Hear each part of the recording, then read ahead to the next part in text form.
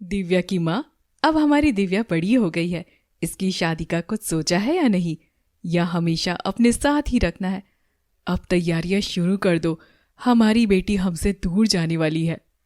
हाँ जी, सोचा तो बहुत कुछ है अपनी बिटिया के लिए, पर कोई अच्छा लड़का मिले तब ना आगे सोचे। आपने कोई लड़का हमारी बिटिया के लिए देखा है क्या? लड़के तो बहुत है, पर हमारी बेटी के बोनेपन की वजह से कोई शादी के लिए मानता ही नहीं। अगर कोई मानता भी है तो उन लोगों को दहेज चाहिए। आप ठीक कह रहे हैं जी। अब इन लोगों को कौन समझाएगा कि हर किसी में कुछ ना कुछ कमियां तो होती ही है, और हमारी बच्ची में तो बोनेपन के अलावा कोई भी कमी नहीं है। बाकी आप कोशिश करते रहिए जी। चलिए, अब आपको मिलाते हैं हमारी कहानी की मुख्य किरदार से, जिसका नाम है दिव्या। दिव्या एक छोटे से गांव में पली बड़ी लड़की है, जो खाना बनाने में, पढ़ाई लिखाई में, घर के काम करने में और कई सारे कामों में एक्सपर्ट है। बस एक चीज है जिसकी वजह से दिव्या को परेशानी होती है, वो है उसका बोनापन, जिस वजह से उसकी शादी के लिए लड़का मिलने में भी काफी ज्यादा समस्या हो रही थी। समय ऐसे तो बीता ही जा रहा था। एक दिन, दिव्या बेटी, आज तुझे देखने वाले आ रहे हैं। लड़के का नाम संदीप है, वो भी तेरी तरह ही है। भगवान से प्रार्थना कर कि तेरा रिश्ता पक्का हो जाए, और जा जल्दी से तैयार हो जा बेटी। ठीक है माँ, पर मैं पहले नाश्ता बना देती हूँ, नहीं तो आपको परेशान होना पड़ेगा जब तक आप बाकी की तैयारियां कर लो। ठीक है बेटी, ठीक है, जैसी तेरी मर्जी। दिव्या मेहमानों के लिए बहुत अच्छा खाना बनाती है और तैयार हो जाती है। थोड़ी देर में लड़के वाले आते हैं। दिव्या के माँ बाप उनका बहुत अच्छे से स्वागत करते हैं और दिव्या उनके लिए खाना परोसती है। सभी लोग दिव्या के बनाए खाने की बहुत तारीफ करते हैं, और करे भी क्यों ना, दिव्या अपने हाथ से खाना बनाने के लिए फेमस जो थी। अरे वाह, बहुत अच्छा खाना बनाया है दिव्या बेटी। राधा बहन जी, आपकी बच्ची तो बहुत प्यारी है। हमें तो रिश्ता मंजूर है, लगता है दोनों एक दूसरे के लिए ही बने हैं। हाँ बहन जी, आपने ठीक कहा, हमें भी इस रिश्ते से कोई परेशानी नहीं है। दिव्या के पापा भी यही बोल रहे थे। बहन जी, जल्दी से कोई अच्छा मुहूर्त देख के दोनों के हाथ पीले करवा देते हैं। दिव्या और संदीप का रिश्ता पक्का हो जाता है और कुछ ही समय में दोनों की शादी भी हो जाती है। दिव्या की आज पहली रसोई थी, इसलिए दिव्या उसकी तैयारियों में लगी हुई थी। तभी दिव्या की ननद पूनम आ जाती है। वो देखती है कि दिव्या के हाथ तो गैस तक भी नहीं आ रहे हैं। वो दिव्या का मजाक बनाते हुए बोलती है, अरे बोनी भाभी, क्या हुआ, हाथ नहीं पहुंच रहा? कहो तो सीढ़ियां लगवा दूं गैस तक। सीढ़ियों की क्या जरूरत है ननद जी, मुझे आप बस एक स्टूल ला दो, मैं उससे ही काम चला लूंगी। पूनम दिव्या को एक स्टूल लाकर दे देती है और दिव्या पर हंसती हुई वहां से चली जाती है। दिव्या सबके लिए खाना बनाती है और परोसती है। सभी लोग दिव्या के खाने की बहुत तारीफ करते हैं। अरे वाह दिव्या, क्या लाजवाब खाना बनाया है तुमने, मजा ही आ गया खाकर। मैंने तो अच्छे अच्छे रेस्टोरेंट में भी इतना अच्छा खाना नहीं खाया है।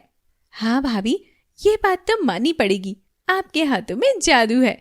अरे दिव्या बेटी, थोड़ा बहुत इस पूनम को भी सिखा देना, कहीं अपने ससुराल में जाके हमारा नाम ना खराब कर दे। बात तो सही है। ठीक है माँ जी, मैं इसे भी सिखा दूंगी। सभी लोग दिव्या को खूब पसंद करने लगते हैं। दिव्या सुबह जल्दी उठकर सबके लिए नाश्ता बनाती है, साफ सफाई करती है और घर के सभी काम अच्छे से करती है। यहाँ तक कि पड़ोसी भी दिव्या की तारीफ करते हैं। अरे दिव्या बहन जी, कहाँ से मिल गई आपको इतनी संस्कारी और अच्छी बहू? हमारे गौतम के लिए भी ढूंढ दो, बड़ी प्यारी बहू है आपकी। अरे सुशीला बहन, नजर न लगा हमारी बहू को, कुछ पुण्य करे होंगे हमारे संदीप ने, तब जाके इतनी अच्छी बहू मिली है। सब कुछ ठीक चल रहा था कि एक दिन संदीप को ऑफिस से निकाल दिया जाता है। वो बहुत उदास होता है और ये बात घर पे बताता है। आप चिंता मत करिए जी, हम जरूर कुछ करेंगे। अभी तो हमारे पास कुछ बचत है, जब तक आपको दूसरी नौकरी नहीं मिलती है तब तक हम उससे काम चला लेंगे जी। देखते ही देखते उनकी बचत भी खत्म हो जाती है। पूनम की भी पढ़ाई लिखाई बंद हो जाती है अब तो नौबत ये आ गई थी कि घर में खाने के लिए कुछ भी नहीं था। संदीप बहुत ज्यादा परेशान होता है। अब मैं क्या करूं? मुझे कोई नौकरी भी नहीं देता। क्या काम करूं? अगर ऐसे ही चलता रहा तो क्या होगा हमारा? संदीप जी, मेरे पास एक आइडिया है। क्यों ना हम एक छोटा सा ढाबा खोले? वैसे भी मैं बहुत अच्छा खाना बना लेती हूँ। दिव्या, पागलों जैसी बातें मत करो। ढाबा खोलने के लिए भी तो पैसों की जरूरत पड़ेगी ना, वो हम कहाँ से लेकर आएंगे? देखिए, मेरी माँ ने मुझे ये सोने का हार दिया था, तो मैंने ये संभाल कर रखा था। हम इसे बेचकर ढाबा खोल सकते हैं जी। पर दिव्या, ये तो तुम्हारी माँ ने तुम्हें इतना प्यार से दिया था।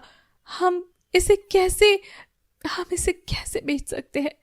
कोई बात नहीं जी, ऐसे हार तो हम और खरीद लेंगे।